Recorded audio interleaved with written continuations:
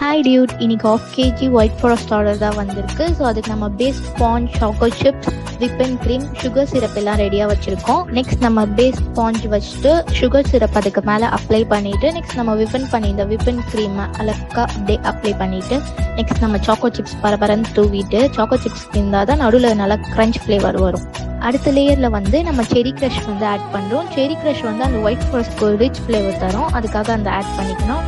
மறுபடியும் process repeat again repeat பண்ணிவிட்டு ஃபைனலாக நம்ம க்ரம் கோட் கொடுக்க ஸ்டார்ட் பண்ணிட்டோம். நல்லா க்ரம் கோட் நம்ம நார்மலாக கொடுத்துட்டு நெக்ஸ்ட் மெயின் கோட் அப்போ நம்ம நிறைய க்ரீம் யூஸ் பண்ணிக்கலாம். க்ரம் கோட் கொடுத்துட்டு இப்போ நம்ம ஃப்ரிட்ஜில் ஒரு 20 minutes செட் பண்ணிக்க போகிறோம்.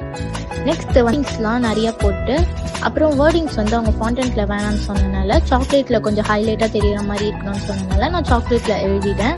அண்ட் இதான் நம்ம ஃபைனல் அவுட்புட். உங்களுக்கும் இதே மாதிரி ஆர்டர் வேணால் மறக்காமல் நம்ம பேஜை ஃபாலோ பண்ணிவிட்டு சப்ஸ்கிரைப் பண்ணிவிட்டு ஆர்டர் ப்ளேஸ் பண்ணுங்கள்.